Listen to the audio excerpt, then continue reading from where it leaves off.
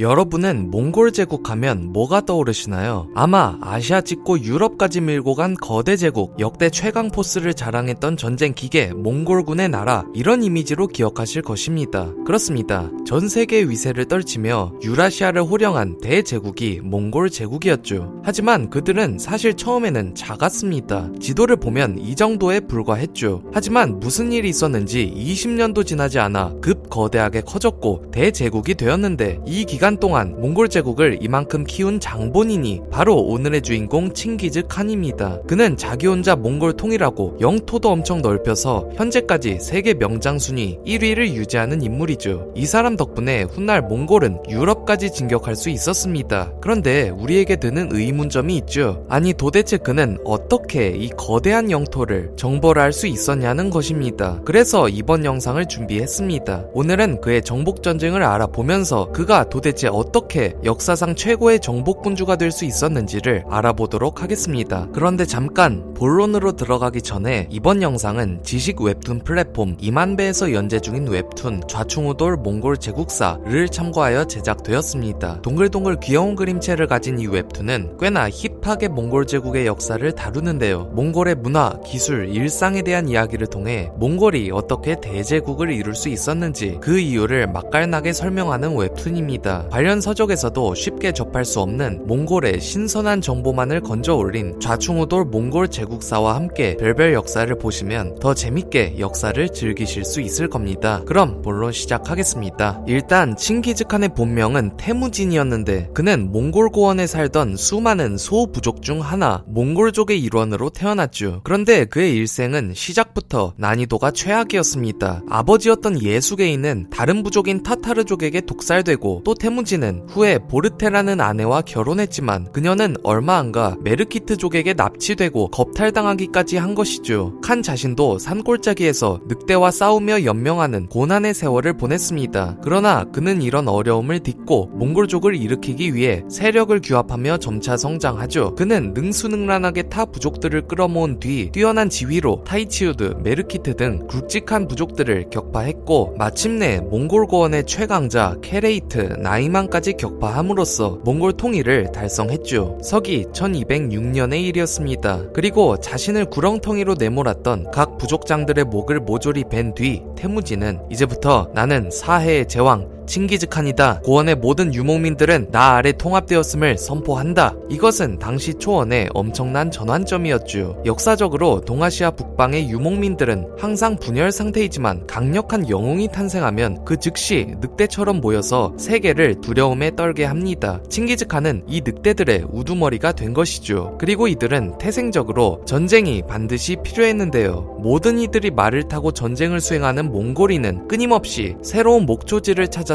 팽창해야 했고, 그런 그들을 지탱해줄 부를 얻기 위해 계속 약탈하고 전쟁해야 했기 때문입니다. 그리고 드디어 그들의 첫 번째 정복전쟁이 시작되죠. 몽골군의 첫 표적은 서하라는 나라였습니다. 서하는 몽골 바로 아래에 위치했는데 탕구트족이 세운 30만의 군사를 자랑하는 강력한 이들이었죠. 그들은 실크로드 역시 꽉 쥐고 있어서 만약 여길 정복한다면 막대한 부를 얻을 수 있었습니다. 그래서 몽골군은 지체 없이 군사를 이끌고 서하를 침공했죠. 역시 그들은 파죽지세였습니다. 몽골군은 전초전으로 서하의 변경을 침공했는데 서하가 자랑하던 국경수비대는 단 한 번의 전투로 전멸당했던 것이었죠. 그러나 그런 몽골군은 곧 첫 난관에 부딪히게 됩니다. 좀 더 진격하니 서하의 견고한 성이 몽골군을 가로막았는데 이걸 본 몽골군은 저게 뭐야? 돌더미를 저리도 잘 쌓아놓다니. 그렇습니다. 몽골군은 초원에서는 최강이었지만 성에 있어서는 성을 처음 본 사람도 많았고 공격하는 방법도 잘 몰랐죠. 그래도 몽골군은 일단 이슬람 세력에게서 얻은 공성 무기를 가져오긴 했던 터라 공성은 시작되는데, 이때 몽골군은 초라하기 짝이 없었죠. 기껏 투석기를 쐈더니 조준을 못해서 안 맞았고, 마치더라도 서하의 성은 그런 초보적 투석기에 끄떡도 안 했던 것입니다. 그래서 오히려 서하군이 방어용 무기를 퍼붓자 몽골군은 쓸려 나갔죠. 결국 몽골군은 서하의 성 흑수성을 함락시키는 데 실패합니다. 하지만 칸은 좌절하지 않았죠. 그는 냉철하게 자신의 처지를 인정하고 그래, 공성을 하기에는 우리가 아직은 부족한가 보다. 그러면 이렇게 된 거 그냥 서하의 수도로 곧장 진격해서 수도를 공략하자. 지금 그래도 공성 경험을 좀 했으니 수도성까지 도달만 하면 어떻게든 무너뜨릴 방법이 있겠지. 그래서 칸은 군사를 이끌고 서하의 수도로 향하죠. 하지만 몽골군은 또다시 낙담해야 했습니다. 수도에는 도착했으나 그 성 역시 매우 견고하여 무너뜨릴 수 없던 것이었죠. 고민에 빠져있던 칭기즈칸. 하지만 이때 칸의 손자 쿠빌라이가 그에게 건의를 합니다. 데칸페야, 지금 우리 공성 무기가 효과적이지 못한데 그럼 차라리 자연의 힘을 빌리죠. 옆에 마침 황허강이 흐르고 있으니 거기 뚝을 만들었다가 터트려서 물로 적의 성을 무너뜨리는 겁니다. 이것이 일리 있다고 생각한 칸은 공병들을 통해 황허강 지류를 막은 뒤 물이 충분히 모이자 뚝을 터트려 성으로 퍼부었죠. 엄청난 물이 성으로 흘러갔고 성의 건물들은 마루 위까지 물이 찼습니다. 하지만 문제가 있었죠. 성 자체는 물에 전혀 안 쓸려 나갔을 뿐더러 오히려 몽골군은 물을 잘못 따라서 아군이 물에 휩쓸려 버렸던 것입니다. 때문에 칭기즈칸은 진영을 옮길 수밖에 없었죠. 뭐하냐? 팀킬하네. 이렇게 몽골군을 비웃던 서하군. 그런데 시간이 지나자 그들은 곧 당황하게 됩니다. 며칠이 지나 물이 다 빠졌는데 몽골군에겐 웬 떡인지 물이 몰고 온 토사가 성 주위에 쌓였고 이를 통해 성의 해자가 쉽게 메워진 것이었죠. 또한 물 때문에 서하의 무기 창고도 물에 잠겨 못쓰게 되었습니다. 그렇게 서하군의 방어력은 갑자기 낮아졌고 사기도 떨어지게 됩니다. 그래서 칭기즈칸은 옳았구나 하고 좋다. 그렇다면 이제 저놈들을 말려 죽이자. 놈들이 이제 밥까지 굶게 되면 사기는 더 떨어지겠지. 그럼 우린 별 수고 안 들이고 무너뜨릴 수 있다. 수도 주변에 모든 곡창지대를 파괴해라. 그래서 수도 근처에 식량이 될 수 있는 농작물을 다 파괴해버렸습니다. 그래서 성 안에는 먹을 것이 떨어졌고 서하의 사기도 뚝 떨어지고 무엇보다 서하 황제 이안전이 패닉 상태가 와버렸습니다. 저기 코앞에 있고 우린 무기도 밥도 떨어지고 이대로면 싸울 수 없다. 항복하자. 결국 그는 머리를 조아리고 칭기즈칸에게 복속하게 됩니다. 공성 능력이 부족한 몽골군이었지만 한계를 인정하고 할 수 있는 최대의 것을 한 결과 승리한 것이었죠. 이로써 몽골군은 공성에도 자신감과 노하우가 쌓였고 칸은 이 경험을 토대로 공성전 특수병과를 새로 조직하여 투자를 아끼지 않았습니다. 특히 이제는 실크로드에 막대한 부를 손에 넣었으니 투자도 수월했죠. 결국 서하는 그저 몽골을 성장시켜주는 용도 그 이상도 이하도 아니었습니다. 서하를 무너뜨린 몽골군. 하지만 이들은 만족하지 않았죠. 그들은 전쟁을 계속하고자 했고 다음 표적으로 삼은 곳은 금나라였습니다. 금나라는 여진족에 의해 1115년에 세워진 나라로 당시 5천만의 인구를 자랑하는 대국이었는데 인구 300만의 소국 몽골이 건드릴 급은 아닌데 싶겠으나 사실 이 금나라는 몽골 제국의 숙명의 타겟이었습니다. 금나라는 예전부터 몽골의 철천지 원수였기 때문인데 왜 그렇느냐? 이는 금나라가 해온 업보에 있습니다. 금나라는 자신의 제국을 유지하려면 몽골고원을 견제해야 한다는 것을 알고 있었죠. 그 동네에 영웅이라도 나타나면 성장해서 자신을 위협할 것이니 그래서 금나라는 툭하면 군사를 파견하여 고원의 부족들을 엄청나게 학살하고 사라졌습니다. 이 과정에서 칭기즈칸의 증조부인 안바가이 칸까지도 잔인하게 살해당하기도 했죠. 때문에 칸과 몽골족은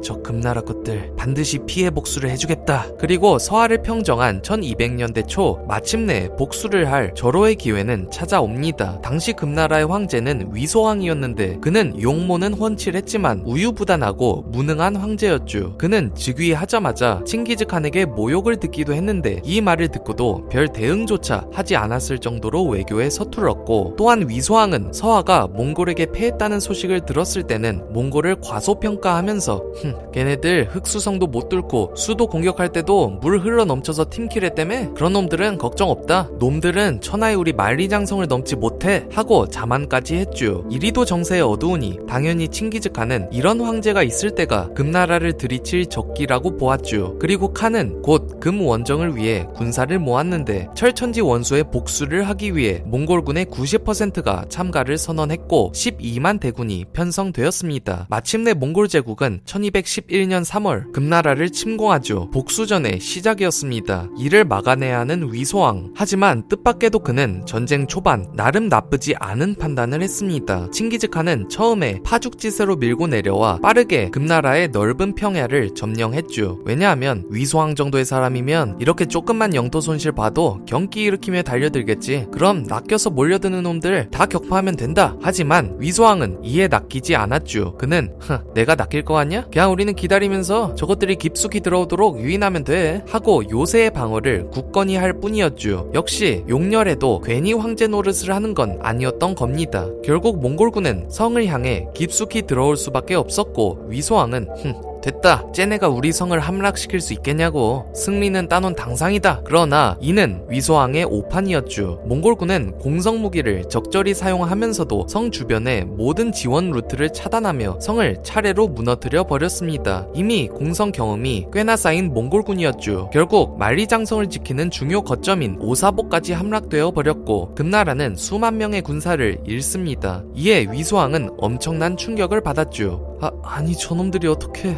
숨쉴 겨를도 없이 만리장성이 코앞에 놓인 상황. 따라서 위소왕은 초조해졌고 이에 완한승유라는 사령관을 보내 몽골군을 막게 했죠. 전장에 도착한 완한승유는 폐하가 날 보냈으니 반드시 이겨야 할 텐데 놈들을 어디서 막을까...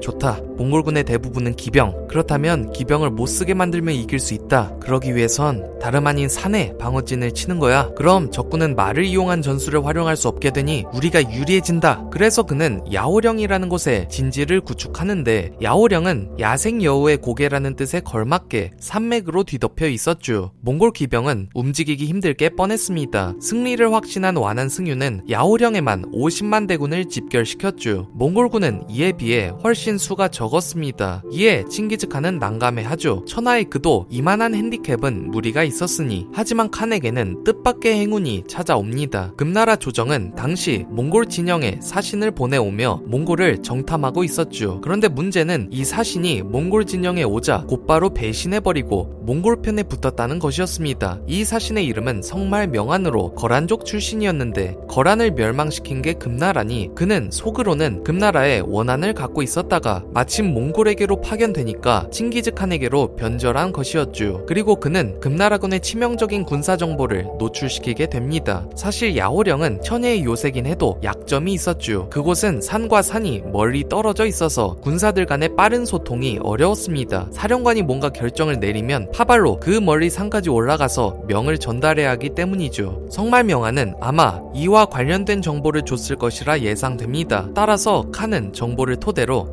그래, 연락이 힘들다면 그 허점을 노리면 된다. 차라리 어디 한 군데를 빠르게 격파해버리면 놈들은 미처 명령 전달도 못한 채 무너지겠지. 그러면 나머지를 각계 격파하면 돼. 그래서 몽골군은 금나라군이 치기 전에 역으로 먼저 치고 나가 재빨리 공격을 개시했죠. 처음에 몽골군은 저 멀리서 활을 쏴서 적군의 진열을 흐트러뜨렸는데 이들은 1시간에 60발씩 화살을 쐈고 3만 군사가 1시간만 쏴도 총 180만 발을 퍼부을 수 있었습니다. 가공할 화력에 금나라군은 우왕좌왕했고 이 틈에 몽골군은 튀어나와 금나라군의 중앙을 공격했죠. 하지만 완한승유는 정면 싸움을 거네? 뭐 어차피 우리는 수십만, 정면으로 싸우면 우리가 이긴다 하고 수적 우위를 믿고 전투를 속행했죠. 하지만 이를 모를 칭기즈칸이 아니었습니다. 그는 이를 알고서 미리 무칼리라는 장수를 보내 금나라군의 뒤를 치기로 한 것입니다. 하지만 문제가 있었는데 야오령은 산지, 따라서 적 뒤로 돌아가려면 산을 넘어야 하니 몽골군은 말을 탈 수가 없었습니다. 그러나 칸의 장수인 무칼리는 이를 꽤나 간단히 해결하는데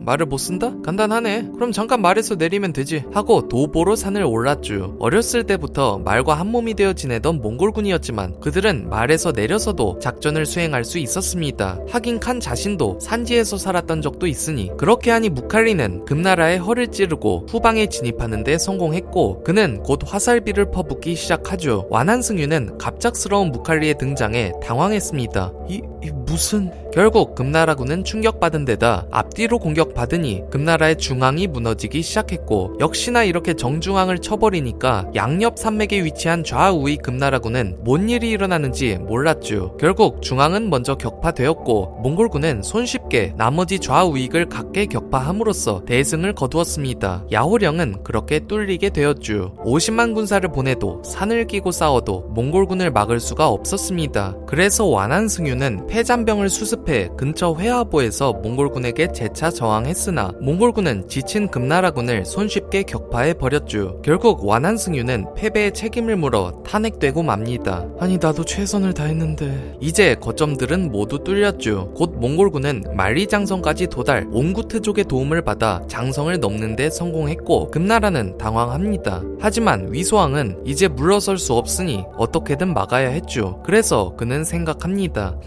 성에 틀어박혀도 안 돼. 산 끼고 싸워도 안 돼. 그렇다면 좋다. 차라리 칭기즈칸 본대랑 정면 승부를 붙자. 그는 이제 마침내 금나라의 최정예 기병을 데리고 와서 몽골군과 대회전으로 진검승부를 벌이기로 한 것입니다. 금나라의 마지막 카드였죠. 그리고 이를 위해 위소왕은 군사를 모았는데 이것엔 시간이 걸렸습니다. 하지만 이상하게도 칭기즈칸은 금나라가 병사 모으는 걸 내심 기다려줬죠. 왜냐하면 놈이 병사를 모은다고? 오히려 좋은 일이다. 적이 모이길 기다렸다가 한 번에 경멸하면 적의 전투 역량을 말살할 수 있어. 하지만 이건 경멸에 실패한다면 순식간에 나갈이 되는 위험한 전략이기도 했죠. 한편 징집을 마친 금나라군은 진군, 마침내 산시성 평원에서 몽골군과 맞닥뜨렸고 금나라의 대군과 몽골 전사들은 대회전을 벌이게 됩니다. 전투가 개시되고 몽골군은 초반에 화살을 쏟아부으며 일제 사격을 했죠. 이 과정에서 금나라 보병들은 괴멸적인 타격을 입었지만 이는 금나라도 예상했던 바였습니다. 그들은 보병 말고 그들의 최정예 중기병에 승부를 걸었기 때문인데, 금나라 중기병의 무장은 이랬습니다. 이들은 귀족들로 구성되어 있었는데 예로부터 이런 금나라 기병들은 1만만 모여도 천하가 감당하지 못한다는 말이 있을 정도로 강군의 대표격이었고, 이런 애들이 온몸을 철갑으로 두르고 돌격해 오면 당해낼 수가 없었습니다. 몽골군은 이에 맞서 기병 돌격을 하는데 천하의 몽골군도 확실히 금나라 중기병에게 고전을 면치 못했죠. 전투는 일진일퇴를 거듭하며 몇 시간 동안 치열하게 전개된 것입니다. 여진족도 괜히 중국 땅을 차지한 게 아니었죠.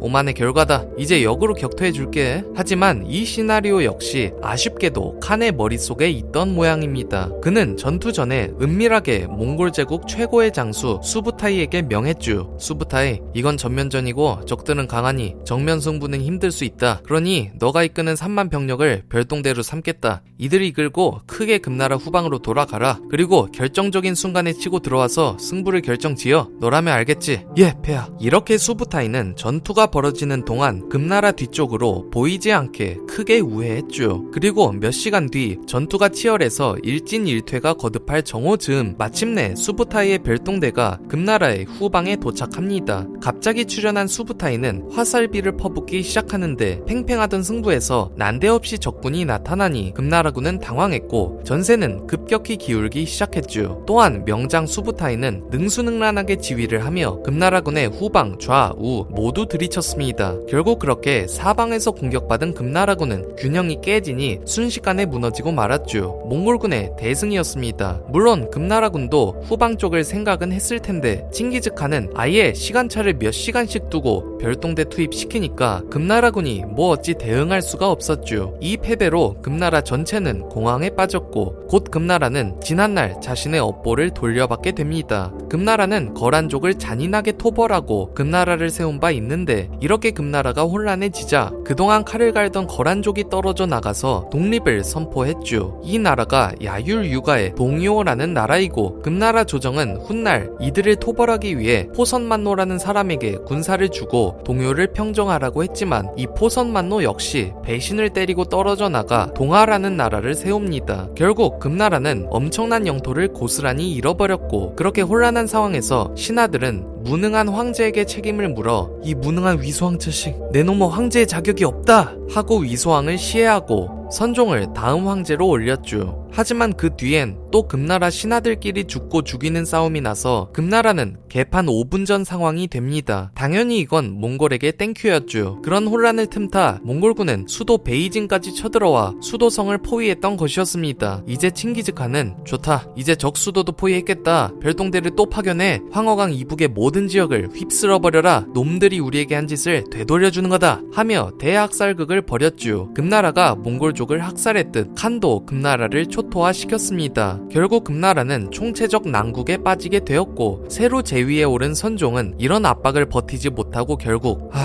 더 이상은 무리다, 항복이 답인가 보다, 항복을 해오게 됩니다. 그저 변방의 미천한 부족이었던 몽골에게 금나라의 황제가 머리를 조아린 것이었죠. 1214년의 일이었습니다. 싱글벙글한 칭기즈칸은 금괴 10만 개, 비단 30만 야드 등 막대한 곡물을 요구했고 몽골은 이 곡물을 수취하는 데만 20일이나 소요되었죠. 그러나 문제가 있었습니다. 칸은 이럼에도 불구 금나라를 완전히 정복할 수는 없었죠. 몽골군도 오래 타지에 나가 있다 보니 병사도 지쳐서 전쟁을 이어가기 어려웠고 애초에 12만 군사로 한 번에 5천만 금나라를 정복하는 건 무리였기 때문이었습니다. 따라서 칸은 일단 곡물만 받아놓고 회복을 쉽사리 못할 것이니 좀 기다렸다가 천천히 멸망시킬 생각이었습니다. 그렇게 돌아간 칸, 하지만 그가 간과한 것이 있었죠. 금나라는 수천만 인구를 바탕으로 엄청나게 빠르게 회복하여 손실된 피해를 상당 부분 메꿔버렸다는 것입니다. 이에 금선종은 곧 기세등등해졌고 자신이 붙어서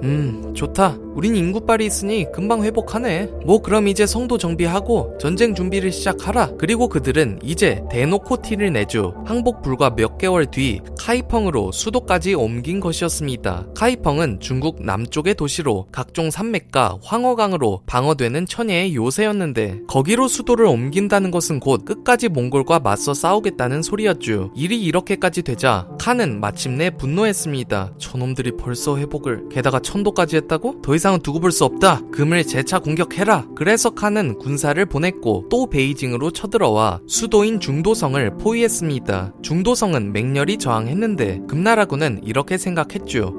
그래도 놈들이 중도까지는 무너뜨리진 못할 거야. 대금나라의 수도성을 고작 몇 년 전에 공성무기 처음 썼던 애들이 함락시킬 리가 없지. 하지만 몽골은 예상보다도 훨씬 빨리 성장해 있었죠. 몇 년 전엔 당연히 몽골이 함락을 못 시켰겠지만 그동안 몽골은 더더욱 경험을 쌓으며 이젠 공성의 도 같은 상태였고 결국 중도성은 예상과 달리 처참하게 함락되고 말았죠. 결국 무너진 중도는 곧 사상 초유의 엄청난 약탈을 겪게 됩니다. 이에 선종은 어쩔 수 없다, 전 수도까지 초토화되다니 곡물 바치고 화이 맺자. 그렇게 다시 금을 굴복시킨 칭기즈칸. 하지만 칸은 충격적이게도 여전히 금나라를 완전 정복할 수 없었습니다. 금을 멸망시키려면 카이펑으로 진격해야 했는데 지금 몽골군도 계속된 전쟁으로 지치고 타지에서 도는 풍토병으로 골골대는 상태. 이 상황에서 산 넘고 물 건너 카이펑으로 가는 건 불가능했기 때문이죠. 따라서 이를 어떻게 해야 할지 칸도 매우 고민이 깊었습니다. 그러던 찰나 칸에게는 이 모든 상황을 뒤엎을 한 소식이 들려오게 됩니다.